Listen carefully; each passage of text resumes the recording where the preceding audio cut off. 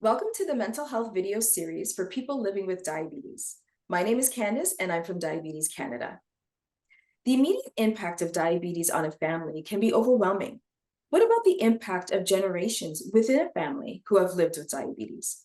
How do the beliefs, knowledge, and attitudes of previous generations affect someone's ability to cope with diabetes in the present?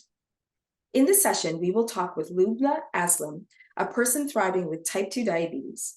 She will shine a light on the generational influence on thriving with diabetes in today's complex and ever-changing world. Thank you, Candice, for your introduction. Well, it's so great to have you here, Lubna. So let's talk a little bit about how diabetes has impacted your family. So I wanted to let you know that both my grandmothers, my paternal and my maternal grandmothers, lived with diabetes. And then my parents lived with diabetes. I was diagnosed with diabetes type 2. We are all type 2s. My sister, however, had diabetes during her pregnancies. And my brother, who is much younger than I am, was just diagnosed as pre-diabetic. So it just is something that my family and everyone associated with my immediate family has had to deal with.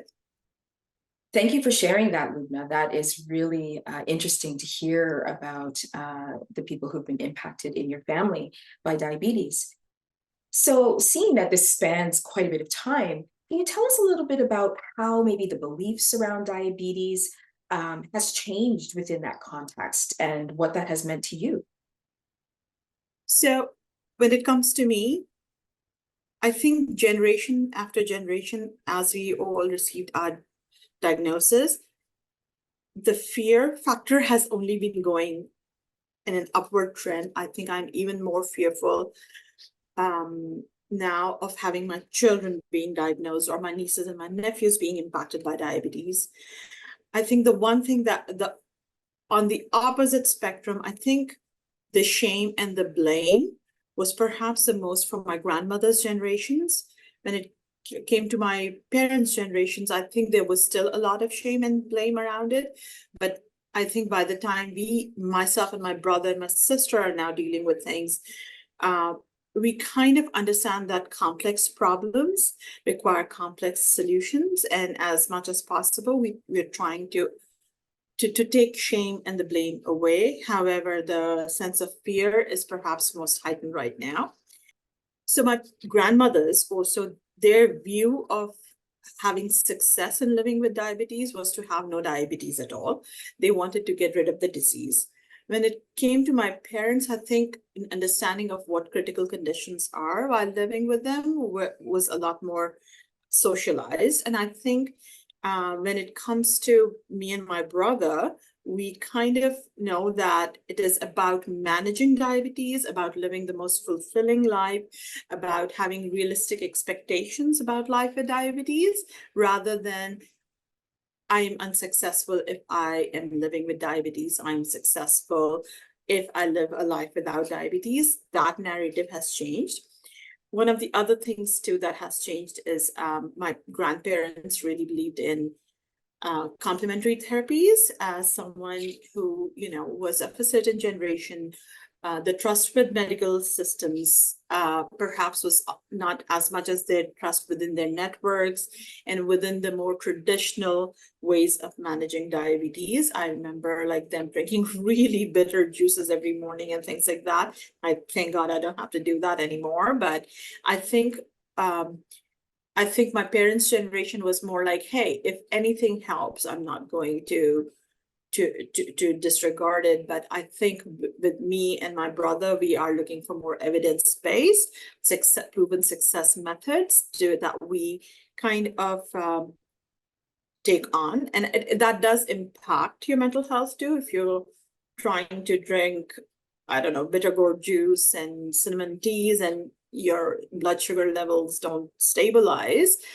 for whatever reason, the amount of self-blame, I think it can be quite extreme. And then so these are some of the things. The other thing too, because of globalization, because of the modern world we live in, I think that my grandmothers had very limited exposure to world cuisine. The amount of world cuisine me and my brother have exposure to, the amount of choices that we have while managing, foods with lower GI index. I think we are a lot more socialized to modern ways of managing our diabetes. Great. Thanks so much for sharing that, Lubna. So tell us a little bit about how this has impacted you. First, we can talk a little bit about how has this impacted your mental health? I think I really struggle. The emotional load of knowing how this condition is being passed around in my family. I am really worried about my children's safety. I'm worried about the health outcomes for my nephews, for my nieces, and also about dealing with opinions and judgments. We don't live in a world all by ourselves. So, there is a huge amount of stigma associated with what could be causing diabetes, how there's blame that is to be associated with it, like taking it on myself. If I don't feed my kids right, am I putting them at a greater risk? There is a huge mental load on my, just I have seen what it was like for my grandmothers who lived in India. They were trying to, and also they lived in southern parts of India where rice is a staple. It was very difficult for my mother-in-laws to, avoid all carbs, because that was the way to manage diabetes at that time. Try to avoid all kinds of rice. However, the fear of eating wrong, of feeding wrong, of creating a space within your house where your children are at a higher risk because of the way you are caring for them is a huge mental load. And it is not just motherhood. I don't want to just say it is just the load of motherhood. I know that when my father was diagnosed with diabetes too, he really struggled with coming to terms with how this would impact his children, right? So there is a lot of self-blame that goes on, and there's a lot of adjustment that needs to happen, especially with my grandmothers. I really think that their go-to mental health way coping method was to tough it out, because asking for supports, identifying as someone who has those real emotional lows while managing a complex life, it was so deeply stigmatized, and it was associated with being ungrateful. There are all these cultural aspects of of faith, culture, and society that really, I don't think my mothers had the choices that I have while managing my mental health. I think my parents' generation, they were the ones who opened the doors. They understood that not every day is going to be a good day. There's going to be, some good days, some bad days throughout our lives. And I don't know how open that my parents were when identifying their mental health needs, but I'm definitely sure that by my generation, what has happened is I not only understand that there are good supports available. I understand that it is a trial and error. I understand that on so many wonderful days when I am feeling like I need help, I know what helps me by now. I know who to ask for support, and I am open to all forms of intervention, whether it is therapy, whether it is self-compassion, whether it is medication. So when it comes to mental health perspective, identifying, living, and managing mental health have all been individual journeys, but it is not like the best. You never get to choose the cards that you get to play with in your life. But I think because we're going through it as a family, we have strength in companionship with each other. Thanks so much for sharing that, Lubna. So in thinking about how the different generations in your family have managed their diabetes differently according to their context at the time, how has that impacted diabetes management for you? Though I think there is like an idiom or saying out there that says that the best time to live is now. Because I actually remember being in ninth grade and my grandmother boiling glass syringes and metal metal needles and having little vials of of insulin in the fridge, and testing her blood sugar levels, her urine sugar levels. And then my parents, they thought they had it so much better because they had access to long acting insulins and metformin and all these. The choices in how many interventions and therapies are out there has exploded. So the amount of time that it took for my father to see someone who's an endocrinologist to identify the right interventions for him, and then contrasting that with how quickly my brother was able to find support and help of a qualified endocrinologist, I have seen the change happen. And of course, that gives me hope for future. The other thing that has happened is my grandmothers, they didn't have access to the kind of research we do. What used to happen in that generation is if anyone discloses, people would collect information from each other. Oh, how do you manage this? And how do you manage that? Do you feel thirsty? Do you feel sleepy? What is happening? They would compare notes within that sisterhood of women that they would interact with, those who were brave enough to share, those who were open enough to share. So they didn't have access to the research. So they were never like testing how fenugreek seeds were effective. Like there was no way of scientifically proving the evidence. So that was one of the things. Their access to information, their ability to separate information from misinformation,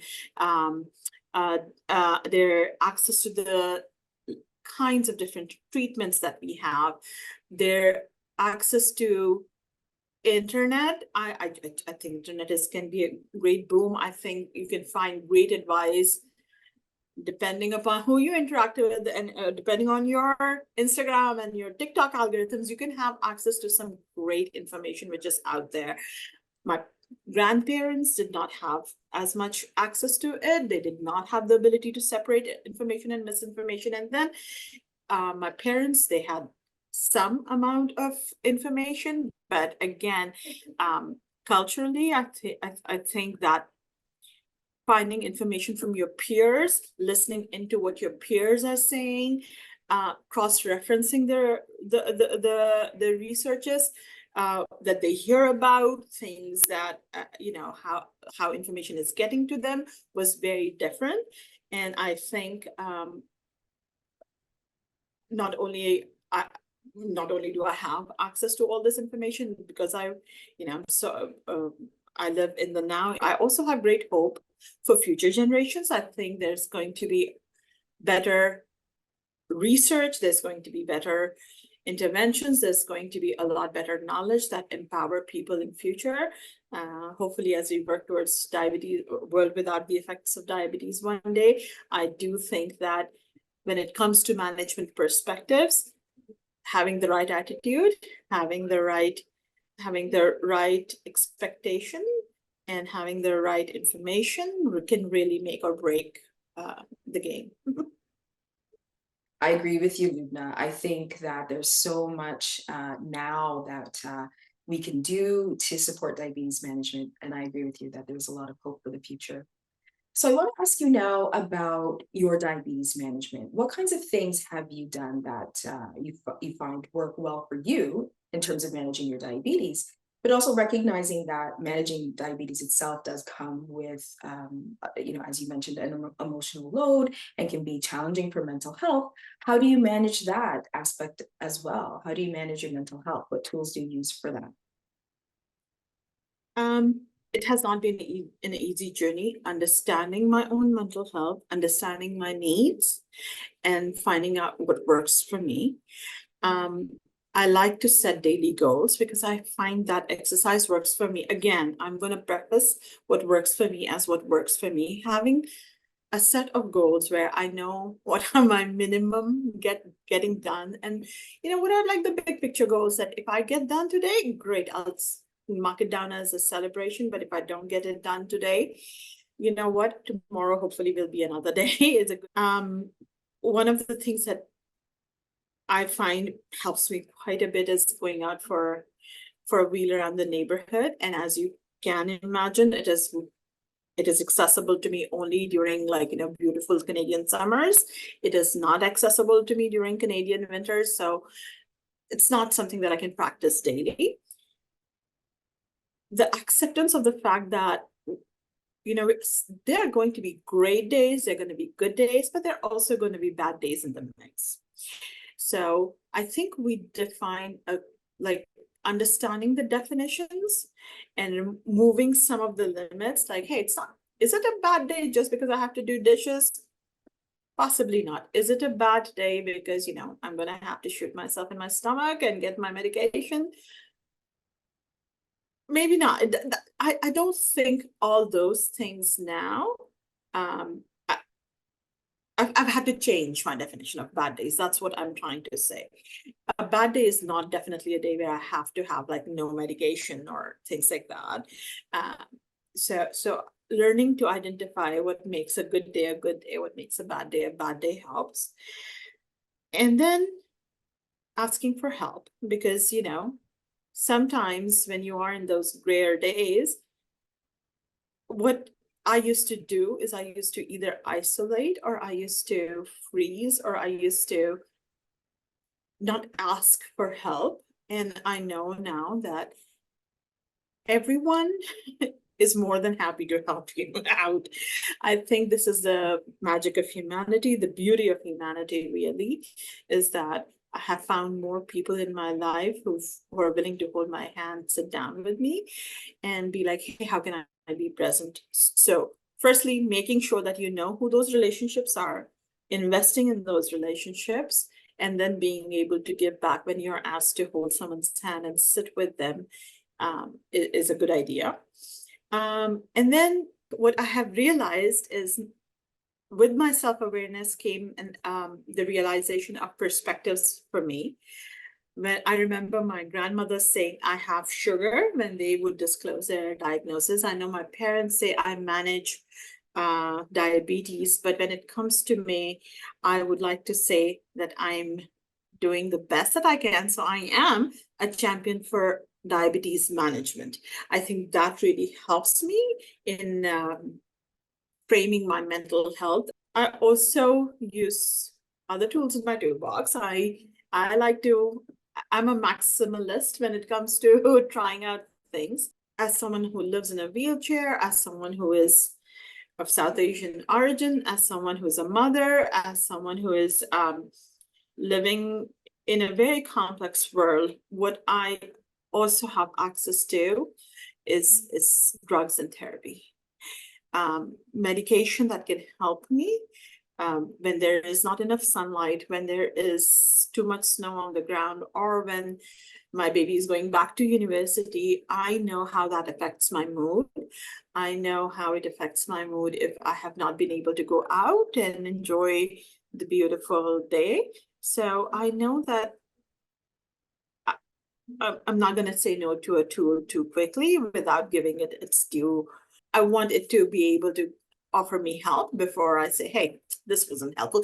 And it's not like I will accept everything blindly. I have said no to many things, but yeah, self-awareness is the key here for me. That's so wonderful. Thanks again for sharing all of that. It's so really beneficial, I think, for a lot of people to hear your perspectives. So you've already talked a lot about the different ways that you handle your diabetes management and what works for you. I'm wondering if you could talk a little bit about some additional supports and resources, what other tips you might have for those who are watching this that they could use to help support their diabetes management and their mental health. In my experience, because of uh, because of living with a physical disability, because of using a wheelchair, it puts me at a higher risk of developing pressure injuries. And I think that is the reason why my doctor was completely on the ball with my diabetes management. Whereas when it came from my mental health management, I had to be the strongest advocate that I had to be for myself. I think the first comes acceptance that this is not normal, what I am feeling, these feelings of helplessness, these feelings of numbness, these are not normal, healthy feelings. I think there is a level of self-acceptance that comes first, then asking for support, then making sure that you convince your family doctor that this is important and it needs to be looked at is it's a partnership, and sometimes you have to invest more than the other, but don't be afraid to be your own your advocate for both your diabetes management and for your mental health. The other thing is be be the support you need. If your family came to you and I said, hey, I need more information on diabetes, you, as a caretaker, I would probably jump right onto the internet and be like, this is the Diabetes Canada info number, this is the Diabetes Canada referral support numbers and stuff like that. But sometimes we don't do it for ourselves. It could be just because we are dealing with so many things. So I would just say, hey, support yourself. To go out there, see what is available on our info line, email them if needed, call them if needed, be your own biggest support. The other things that have helped me is, like, I'm someone, again, who loves free supports that are available. So whether it is going on YouTube, finding out how to meditate, learning how to maybe do some breathing exercises, then finding out what are the online counseling services that are available to you. Like I know that most of the workplaces have EAPs that are available. And then again, know the city that you're living in or the geography you're living in. And then I found a lot of supports through the health websites that are out there. They will usually send you to really good places. Again, invest in that relationship with your primary care doctor. Don't be afraid to go on the internet, find out what's available through the website, and then also explore what's out there. Thank you so much, Lubna, for sharing all of your experiences with us and for shining a light on how your family has dealt with the impact of diabetes over time and how that has an impact on you and your diabetes management as well as your mental health. I think our viewers will really find, walking into your world and seeing what it's been like for you so valuable. So thank you so much. Thank you so much, Candice, and for this opportunity with Diabetes Canada. As someone whose generations have lived with diabetes and managed their diabetes, I want to say thank you for the work that has been done, for how far we have come, and from the future generations. It is always unclear who will need supports from Diabetes Canada, but we know that we're building for a way to support all our future generations. So that is wonderful. Thank you so much for this opportunity.